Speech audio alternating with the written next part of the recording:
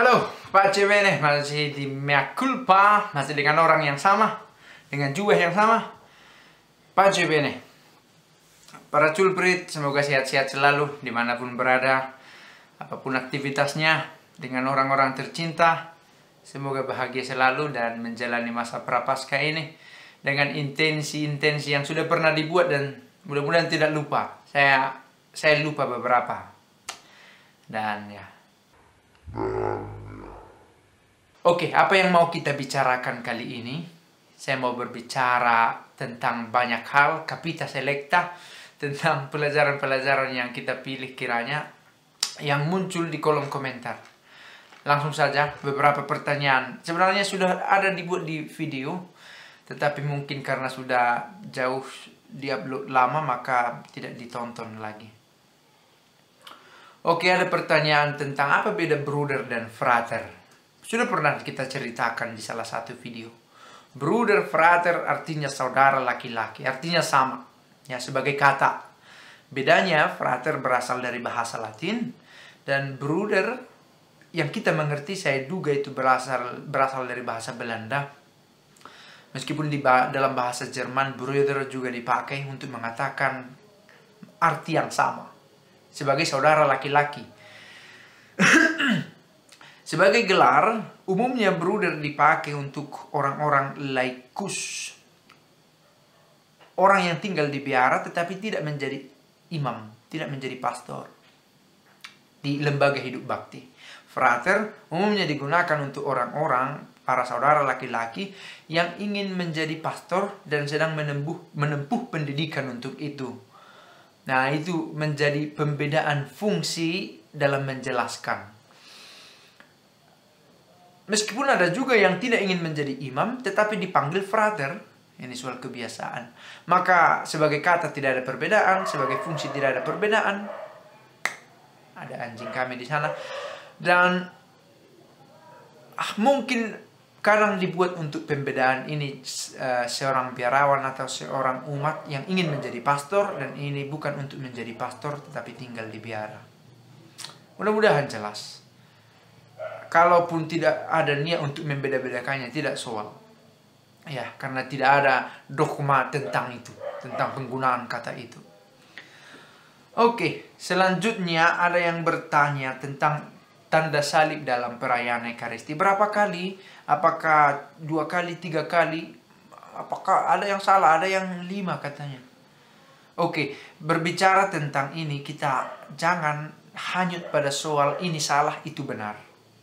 Karena kalau kita mengatakan itu benar, ini salah, kita mereduksi, mengurangi nilai yang amat berharga,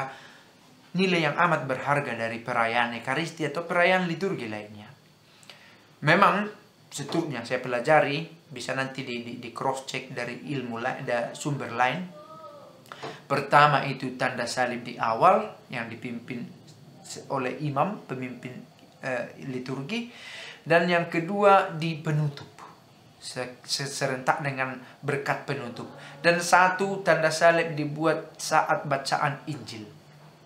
Nah, 3 kali ini, maka tidak perlu dibuat di khotbah, selesai khotbah, selesai menyambut, atau setiap dua-dua yang ada dalam perayaan Ekaristi. Begitu yang saya baca. Tetapi bila pun ada yang membuat karena dorongan hati, tindakan devosional, saya duga tidak ada yang salah di sana. Ya, karena sekali lagi kita tidak mau jatuh pada perkataan itu benar, ini salah, begitu ya.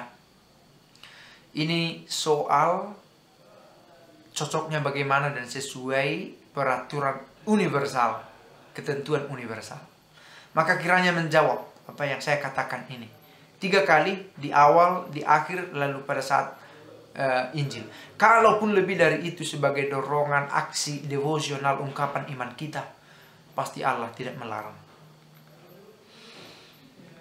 Nah, itu saja yang mau saya buat di video ini. Dan satu sebenarnya, saya sudah merasa muak untuk berbicara tentang Katolik menyembah berhala. Meskipun selalu ada perkataan itu muncul, karena ada katanya di hukum Taurat, di 10 perintah Allah. Oke, kita jawab begini. menyembah berhalanya seseorang bukan terutama karena agamanya, ya, tetapi karena mindset yang membuat itu, disposisi batin dan motivasi. Orang yang menyembah berhala adalah orang yang memiliki pujaan idol yang dianggap setara dengan Allah tetapi bukan Allah yang esa. Itu menyembah berhala. Mengandalkan kekuatan di luar kekuatan Allah, di luar kekuatan dirinya. Apakah itu sungai, apakah itu patung, apakah itu batu, apakah itu salib sebagai benda, ya. Maka kita mau membuat pernyataan ini secara prinsipil. Bukan tergantung agamanya. Apakah ada orang Katolik jatuh menjadi penyembah berhala? Ada. Tetapi bukan kesalahan agama, tetapi kesalahan personal. Apakah ada yang bukan Katolik yang menyembah berhala? Banyak. Kiranya ini terang. Maka untuk saya infantil, kekanak-kanakan kalau menuduh agama tertentu begini, agama tertentu begitu. Ya, tapi begitulah level kita sekarang.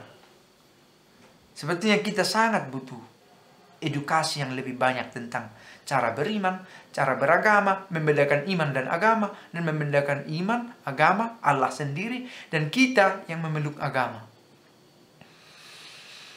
Maka kiranya ini bukan persoalan lagi, ya. Membuat patung sudah jelas dikatakan itu hanya tampilan imajinatif, presentasi empiris. Karena saya butuh itu. Bagaimana? Kan bisa langsung berdoa kepada Allah. Bisa. Tetapi orang Katolik itu lemah imannya. Sehingga dia butuh benda. Dan yang dia sembah tetap Allah. Saya juga tidak sulit untuk mengerti. Tetapi oke lah. Orang yang anti akan selalu mencari celah untuk itu. Oke. Terkait penyembahan berhala yang disinggung dalam perjanjian lama, itu karena ada kekuatan lain yang diandalkan. Lihatlah lembu emas yang dibuat oleh orang yang menunggu Musa turun dari Gunung Sinai. Mereka mengandalkan Allah lain. Dan ada sinkretisme pada waktu itu. Penggabungan beberapa keyakinan.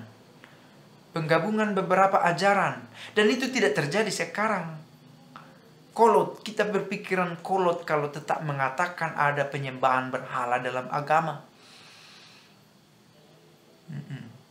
Tapi kalau ada orang yang masih membuat penyembahan berhala dengan benda tertentu, membuat jimat, dia itu juga kolot. Tetapi begitulah caranya beriman. Tapi beriman kepada siapa? Menyerahkan diri kepada siapa? Kiranya terang. Beriman itu personal dan setiap orang mempertanggungjawabkan imannya. Saya membaca komentar dan sakitnya di sini ketika yang banyak menyinggung itu adalah saudara-saudara Protestan yang bukan Katolik. Kita tidak mau berbicara tentang agama lain. Hello, I'm talking about Catholic. Saya berbicara tentang Katolik yang saya mengerti. Dan yang saya tahu Katolik tidak menyembah berhala. Tapi bahwa ada orang Katolik yang menyembah berhala, siapa bisa menyangkal? Tapi saya tidak katakan saya melakukan itu. Dan saya tidak katakan agama Katolik mengajarkan itu. No. Semoga terang, teman. Bagi orang yang masih memberi tuduhan itu, oke. Bahwa kamu masih bertahan pada keyakinan gereja Katolik menyembah berhala, it doesn't matter. Bukan soal. Karena memang pertentangan, perselisihan itu sepertinya berada dalam keabadian. Dari awal sampai akhir akan selalu ada dua sisi yang atau lebih yang bertentangan. Tetapi keep open-minded. Tetaplah, apakah itu bahasa Inggris yang baik? Tetaplah berpikiran terbuka, ya. Kamu tidak bisa menilai agama orang lain dengan tolak ukur. Sesederhana itu. So, ini video saya buat no sensor, no cutting.